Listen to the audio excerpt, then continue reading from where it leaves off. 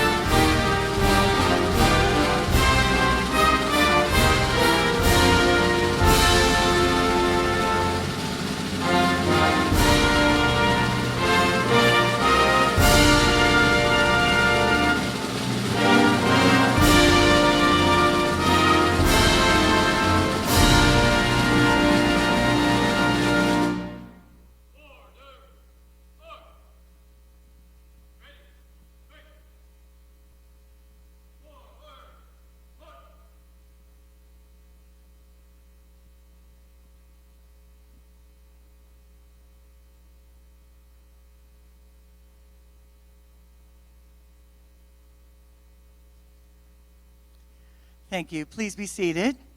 And we are welcoming on to the microphone Brad Gould of Urbana Post VFW Post 630 and Superintendent of the Veterans Assistance Commission. Brad? Good afternoon, ladies, gentlemen, and fellow veterans. 73 years ago today, the United States of America changed forever. Japanese attacked Pearl Harbor, altered our destiny, and tested the will of American people like never before. As a result of the attack, 3,500 innocent Americans were wounded or killed. 18 ships were sunk or damaged, and more than 350 aircraft at that time. It was the most shocking and tragic day in our nation's history. But it was also a day that served to ignite our national pride and our great national spirit.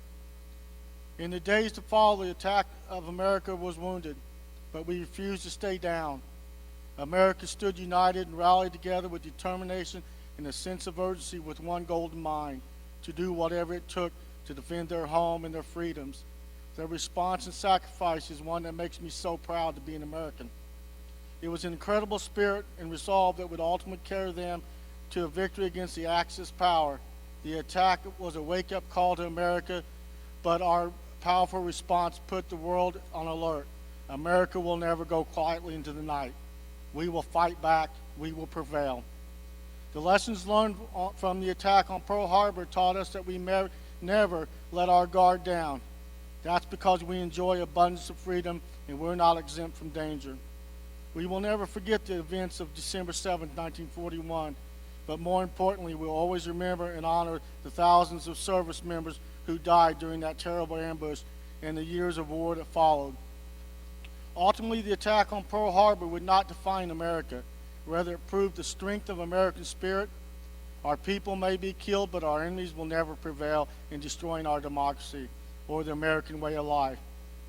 Many of the survivors of the attack went on to serve in other places. Some became casualties of other battles. A good many returned home to their family and friends and quietly resumed their lives as civilians. As the decades have passed, many of them are no longer with us. But their contributions, their sacrifice, their unwilling devotion to duty, God, and country and their families provide us examples every American should strive to follow every day of our lives. We remain inspired by their resolve and their unrelenting dedication.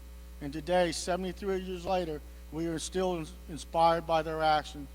So let us leave here equally determined to serve our nation as selfless as they did, and let us strive to make them proud. To all the veterans in the crowd, especially the World War II veterans, I salute you. God bless you, and God bless America. Thank you.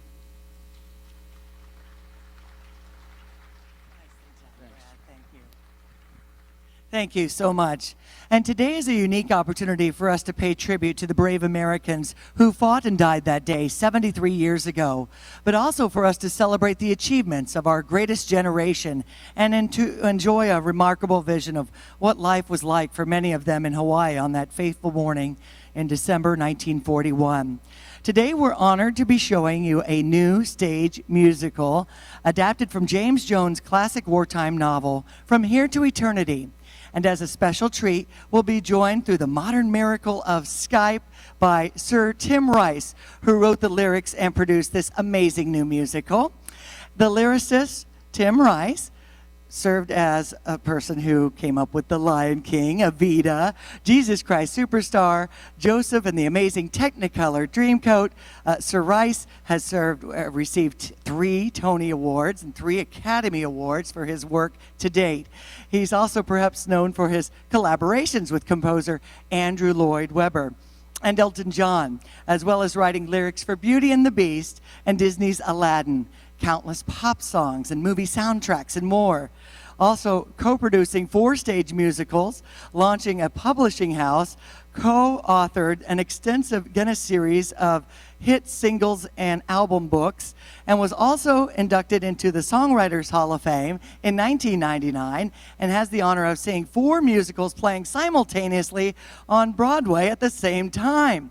Tim was also inducted as a Disney legend in 2002, and in 2008 received a star on the Hollywood Walk of Fame.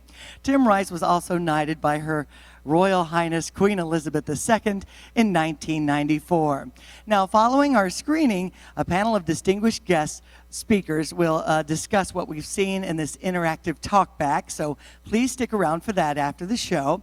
Our panelists today include Ray Elliott, past president of the James Jones Literary Society and military advisor on From Here to Eternity, the musical.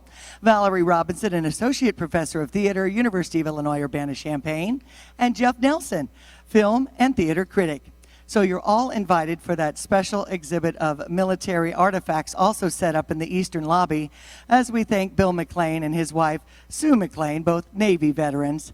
We also like to special thanks for Forced Perspective Entertainment with us today. So Sir Tim Rice is joining us, at least virtually in the moment, as we have some opening remarks. Welcome, Sir Tim Rice. Hello. Can you hear me? Yes, we can. Great. Well, I'm sitting here in a very cold London in my study, Sunday evening, 8:10 at night, and I'm really sorry I can't be with you. I've got a reasonable excuse in that I recently had a knee operation, and my doctor said, don't do too many long-haul flights until the new year. So I'm, for once, obeying doctor's orders. But I'm very honored and happy that you should be kind enough to show this film of our London musical of From Here to Eternity.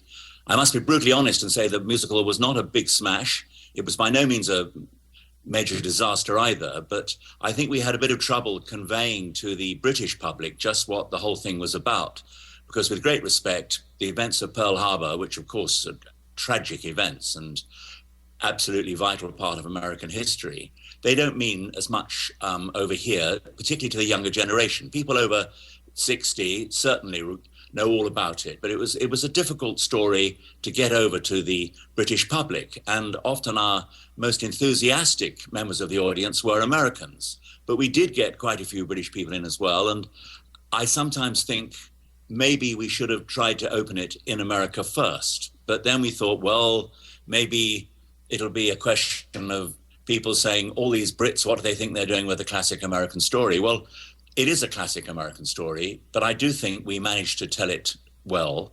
And we relied enormously on the support, not only of Ray, as was mentioned as our military advisor, but also of the great James Jones's daughter, Kaylee, who has been an enormous support to us right from the start, before we even had a show. And I gather I'm going to be chatting a little bit after the film, so it's probably best that I just stop talking and let you all see it. But I would like to thank you again for turning up this evening, and I hope the wonderful story that James Jones wrote way back in the early 50s, based largely on his own experiences, I hope the wonderful story comes over, and I sincerely hope that when I come over to America in the new year, we'll be able to set up a different production. I think we want to start again, keep the story, keep the songs, keep lots of aspects of it. It'll be the same show, but in a different presentation. But in the meantime, I hope you enjoy this one.